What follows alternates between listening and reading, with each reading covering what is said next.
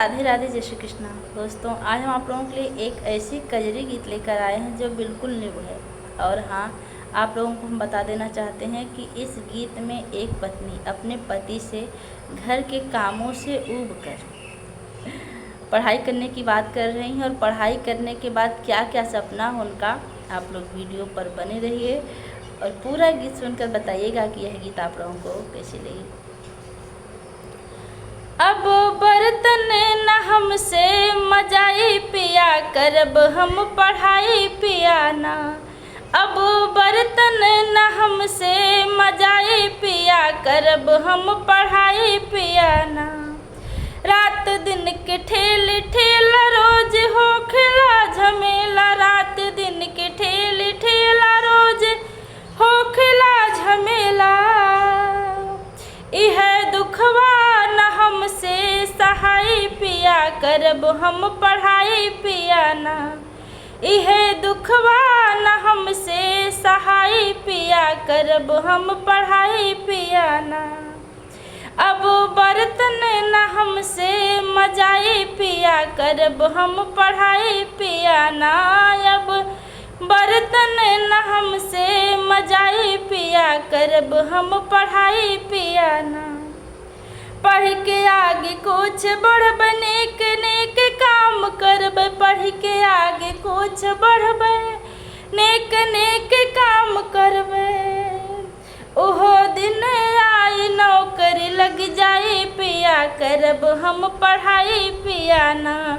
ओहो दिन आई नौकरी लग जाई पिया करब हम पढ़ाई पियाना।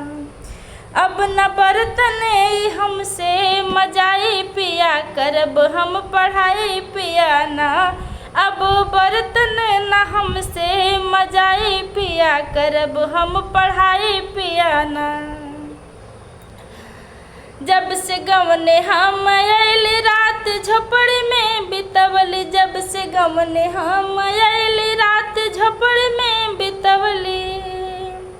इह घरवा के नक्शा बदलाइब पिया करब हम पढ़ाई पियाना।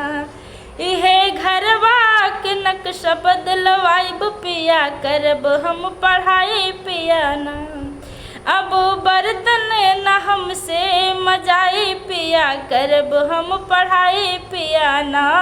अब बर्तन न हमसे मजाई पिया करब हम पढ़ाई पियाना।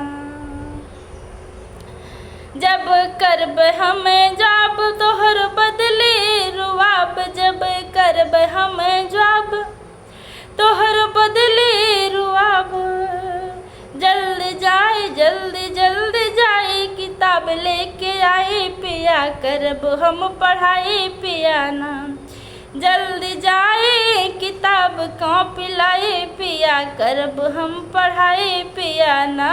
जल्दी जाए किताब कॉपी लाई पिया करब हम पढ़ाई पियाना। अब बर्तन न हमसे मजाई पिया करब हम पढ़ाई पियाना। अब बर्तन न हमसे मजाई पिया करब हम पढ़ाई पियाना। वीडियो पसंद आए तो ज़्यादा से ज़्यादा शेयर करिए, लाइक करिए, और चैनल पर नए हो तो सब्सक्राइब कर लीजिएगा।